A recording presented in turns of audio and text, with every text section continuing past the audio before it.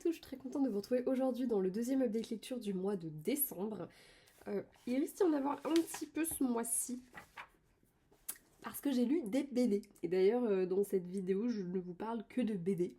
Donc c'est un update qui va potentiellement aller assez vite.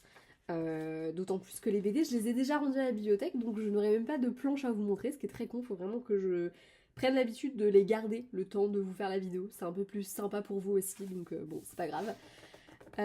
Potentiellement les vidéos de décembre vont un petit peu polluer le mois de janvier parce que comme il y en aura un certain nombre et que je sors pas 12 vidéos dans une semaine, forcément ça risque de d'étendre un petit peu le mois de décembre par-delà janvier. Du coup la vidéo bilan 2024 sortira un peu après. Vous aurez la vidéo bilan écriture qui devrait pas trop tarder à sortir, faut que je vois comment je me goupille. Mais voilà, potentiellement la vidéo bilan sera un petit peu plus lointainement dans le mois. Lointainement ça ne veut rien dire. Mais voilà, vous avez compris le concept. Bref, commençons avec la première BD que j'ai lue, à savoir Le bleu est une couleur chaude de Julie Marot, pardon, pas Marron, publiée chez Glénat. C'est une BD que je voulais lire depuis un moment parce que pour ceux qui ne le sauraient pas, le film La vie d'Adèle Abdelachiche qui est... Je ne sais pas prononcer ce nom.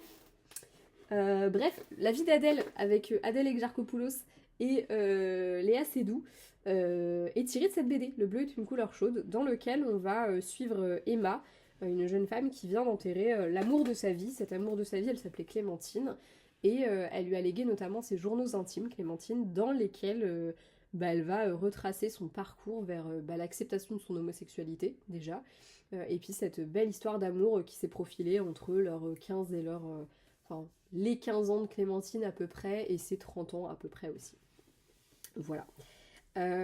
J'avais beaucoup aimé personnellement le film La vie d'Adèle, même si je pense que comme la majorité de ses spectateurs, les scènes de cul, beaucoup trop longs, on est d'accord, il y en a deux, et pour moi c'est une déjà c'est amplement suffisant, et je crois que c'est 8 minutes de cul, merci mais non merci, hein, on s'en serait passé.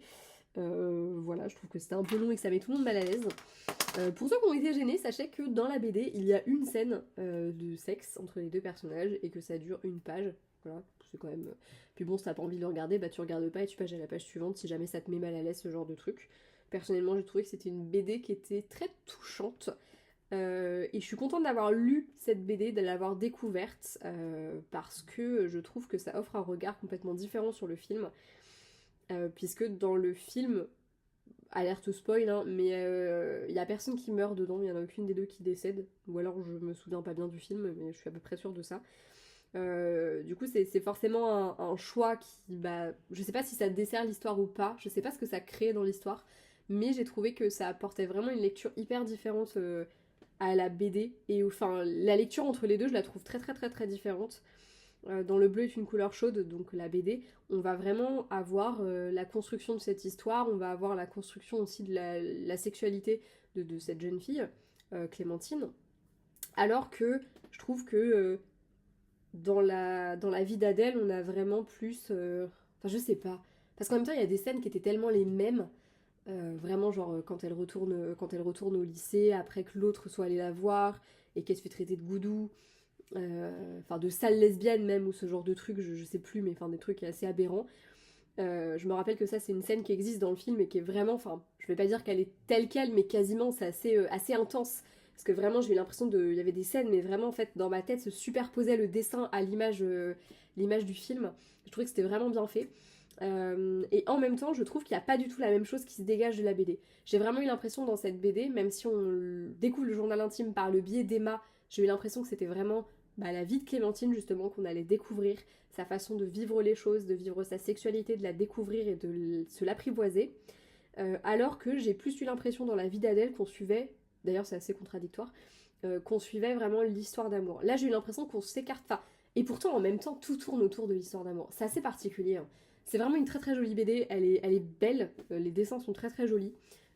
J'ai trouvé qu'il y avait des choix qui étaient faits qui étaient vraiment intéressants.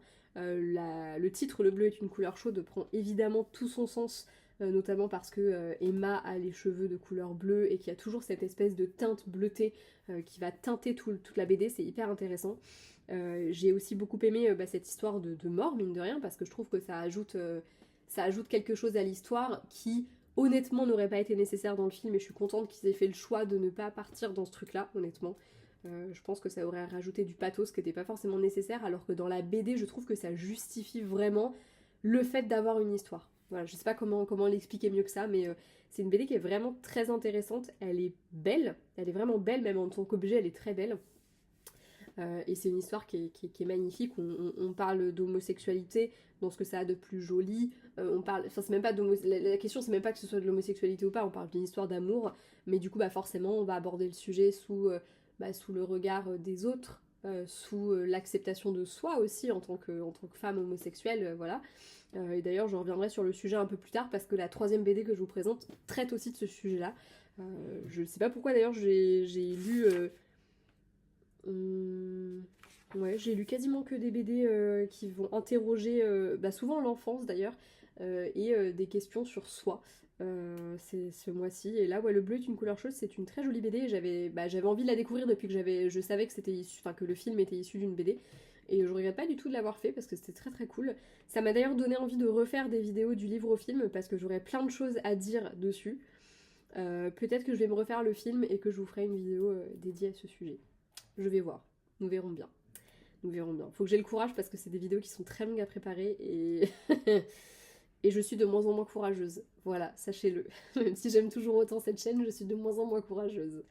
Bref, la deuxième BD que j'ai à vous présenter, il s'agit de En attendant Bojangles. C'est le titre d'une chanson et j'ai été écouter la chanson juste pour savoir comment se prononçait ce titre. Et c'est la BD qui est issue du livre de Olivier Bourdeau, du même nom, illustré et scénarisé par Ingrid Chabert et Carole Morel. Alors je pense que Carole Morel c'est l'illustratrice et Ingrid Chabert c'est la scénariste de la BD. Écoutez, c'est un livre qui me faisait peur en tant que roman. Le roman, j'avais un peu peur de le découvrir parce que pour avoir vu la bande-annonce du film qui est sorti avec Virginie Efira dans le rôle de la mère, je me disais, ça a l'air complètement barjot, je suis pas sûre que je vais kiffer. Parce que je me connais, je sais que quand je comprends pas tout ce qui se passe, ça me saoule. Et du coup, le format BD, pardon, pour moi, c'était le bon format pour découvrir ce roman qui va nous faire suivre une famille un peu loufoque. Et cette loufoquerie, elle part de cette mère de famille. Cette mère qui est un peu barjot. Enfin voilà, utilisons les termes, elle a un petit pet au bocal. Et ce petit pet au bocal, ça lui rend la vie plus belle, ça rend la vie autour d'elle plus belle, chantante, très particulière. Ils ont un oiseau exotique chez eux. Leur maison, c'est un espèce de grand bazar où il y a des soirées tout le temps. Ils aiment danser, ils aiment chanter, ils aiment vivre. Et oui, évidemment que quand tu le regardes avec un œil extérieur, tu te dis mais waouh, c'est peut-être pas un environnement hyper sain. Et en même temps, quand tu le regardes de l'intérieur, parce que le récit nous est raconté par le regard de ce fils qui voit évoluer sa mère, son père, etc. dans ce monde, tu te dis en fait ils sont juste heureux, ces gens-là ils font de mal à personne, donc où est le problème? Et justement le problème il va survenir quand le monde extérieur va venir fourrer son nez dans ce truc-là. Ça va passer par un petit truc. Et là, la folie de la mère va devenir un peu plus compliquée à gérer. Voilà. J'ai trouvé que c'était une lecture qui était très touchante. Parce que ça aborde de la santé mentale. Et j'ai apprécié le fait que ça aborde la santé mentale sous le regard de ce petit garçon qui pour lui voit pas ce qui cloche. Parce que lui, il a été habitué à ça toute sa vie et que pour lui, tout est normal. Et surtout parce que lui, il voit le bonheur dans tout ça. Il voit sa mère heureuse, même si elle est un peu barge. Et je le dis avec sans aucune notion de... Enfin voilà, c'est ni bien ni mal. C'est une femme qui, oui, a clairement des problèmes de santé mentale, voilà, mais n'empêche que elle est heureuse comme ça, elle fait de mal à personne. Et en fait, elle va commencer, entre guillemets, à faire du mal aux gens. Enfin, c'est avec de gros guillemets, hein, c'est pas vrai. Enfin, techniquement parlant, elle fait de mal à personne toujours. Mais sa folie va commencer à devenir vraiment un problème à partir du moment où le monde extérieur va rentrer là-dedans et va potentiellement aussi donner sa manière de voir les choses. Et du coup, c'est des moments qui ont été assez... Je sais pas comment expliquer à quel point c'est intense à lire, parce que vraiment, il y a une intensité qui se dégage de ce truc-là, où on se dit, mais en fait, cette pauvre femme, elle était heureuse dans ce qu'elle vivait, et comme ça rentre pas dans les bonnes cases, du coup, ça en découle son malheur. Et j'ai trouvé que c'était très intense et que c'était hyper bien raconté. Par contre, je regrette pas du tout de pas avoir lu le roman parce que je pense que le roman ça m'aurait pas du tout touché de la même manière, alors que là, avec la BD, des choses que j'aurais peut-être pas compris parce que ça aurait pas été illustré en fait, tout simplement. Bah là, j'ai tout saisi et j'ai aimé ce que j'ai lu. Non, j'ai trouvé que c'était une BD très sympa. Et je regarderai peut-être le film, voir ce que j'en pense. Mais en même temps, je suis pas sûre parce qu'avec la fin, je suis pas sûre d'avoir envie de revivre ça. J'ai vraiment chialé à la fin, ça m'a vraiment, vraiment touchée. Et en même temps, je trouve que c'est un récit qui est hyper tendre en fait. Même dans les moments les plus durs, il est hyper tendre. Et c'est quelque chose que j'ai adoré lire. Donc je vous le conseille, vraiment. Voilà. Ensuite, la dernière BD que j'ai lue, il s'agit de Coming In de Elodie Font et Carole Morel. Donc on retrouve dans cette BD qui du coup est l'illustratrice, et Elodie Font nous raconte son histoire à elle, ce moment où elle a compris qu'elle était homosexuelle, même si tout le monde dans son entourage le savait avant elle, et qu'elle a petit à petit accepté d'être homosexuelle. Le coming out, c'est le moment où on va sortir du placard, comme on le dit. Le coming in, c'est cette acceptation de son homosexualité. Et c'est un très long chemin qu'Elodie va nous conter. Ça part de ce moment où ses amis lui ont dit bah meuf si t'es lesbienne quoi, alors qu'elle bah, pour elle pas du tout, à cette première femme de qui elle va tomber amoureuse et où elle va continuer de dire inlassablement je ne suis pas lesbienne, c'est d'elle que je suis amoureuse, pas des femmes de manière générale. Et ça va se poursuivre petit à petit tout au long de sa vie avec ce déni dans ce qu'elle est, et puis jusqu'au jour où elle va reconnaître que bah oui, oui en effet, elle est homosexuelle, c'est pas une femme qu'elle a aimée, c'est les femmes qu'elle aime, elle aime les femmes. Et voilà. J'ai beaucoup aimé la façon dont était dessinée la BD. De toute façon, c'est comme pour En attendant Bojangles, du coup, maintenant que je sais que c'est la même illustratrice, je peux vous dire que j'ai beaucoup aimé ce travail. Voilà, je trouvais que c'était hyper malin. Il y a notamment tout un moment où on a cette espèce de dépression qui va tourner autour d'Elodie, qui va être symbolisée par cette espèce de couleur noire qui va petit à petit envahir de plus en plus. Et puis quand il y a ce moment de libération où du coup la couleur noire va disparaître. Voilà, j'ai beaucoup aimé aussi qu'il y ait des pages qui se passent un peu dans les souvenirs. Il y a d'Elodie, je trouve qu'il y a des jeux de couleurs qui sont faits, qui mettent vraiment en lumière ça se passe dans le passé, ça c'est du présent, ça c'est ce qui se passe dans sa tête, c'est ses questionnements, etc. Je trouve que c'était hyper malin, c'est très bien construit. On a vraiment affaire à un récit qui pour moi déjà est très intense parce que forcément il est réel. C'est une femme qui nous raconte ce qu'elle a vécu quand elle a découvert qu'elle était lesbienne, quand elle a assimilé qu'elle était lesbienne, et tout le cheminement qui s'est fait parce que oui, tu te réveilles pas un matin en te disant allez je sors du placard et c'est ok. Il y a tout un cheminement auquel on ne pense pas forcément quand on...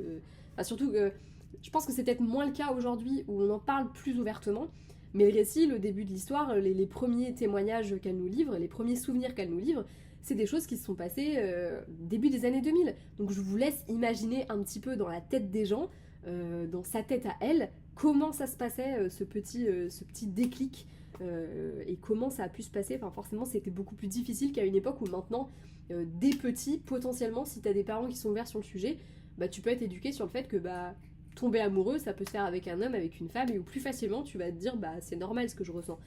Début des années 2000, c'était pas normal de ressentir ça. Enfin, c'est évidemment sans jugement aucun. Pour moi, c'est tout à fait normal d'aimer, peu importe qui est-ce que tu aimes. Mais enfin voilà, aux yeux des gens, ce n'était pas normal. Donc forcément, toi, tu te places dans la position de putain, j'aime les filles, c'est pas normal. Donc, enfin, là en l'occurrence, c'est même pas, elle se pose même pas la question. Pour elle, la question ne se pose pas. Et ce qui va faire qu'elle va petit à petit se dire ouais, peut-être que, c'est aussi parce que avec les hommes, elle y arrive pas. Donc forcément, à un moment donné, tu te dis, il y a un truc qui cloche. Est-ce que c'est ça? Est-ce que c'est autre chose? Enfin, voilà, c'est vraiment un récit témoignage qui est hyper important, qui est hyper intéressant, et j'ai vraiment apprécié cette lecture. La BD, elle est pas très grosse, c'est vraiment une petite BD, un petit roman graphique, mais je trouve que comme on va vraiment suivre tout le cheminement, t'as vraiment toute une histoire, toute cette histoire de vie. C'est une très belle histoire, et d'ailleurs, j'ai adoré la fin, sachez-le, voilà. Et je l'ai senti venir, je sais pas pourquoi, je me disais non, c'est pas possible que... Je sais pas, il y a des choses qu'on sent comme ça, moi j'avais senti ça. Voilà. Bref, c'est tout pour cette update lecture, je ne vais pas m'étendre plus longtemps sur le sujet, je vous l'avais dit, sur des BD on va quand même assez vite, d'autant plus que je peux pas les avoir sous la main pour les feuilleter avec vous, et je trouve que c'est un peu moins fun. C'est difficile de vous parler d'une BD et de vous dire les dessins sont trop beaux si je peux pas vous montrer les dessins, voilà. Encore une fois, il va vraiment falloir que je me goupille autrement pour vous filmer ces update lecture, quitte à faire un montage un peu plus poussé en filmant les trucs, quitte à les filmer au jour le jour. Je sais pas comment je vais faire, mais promis, Bon, pas le prochain parce que les 2 prochains updates lecture, il y aura de la BD aussi et voilà, je ne les ai plus sous la main également.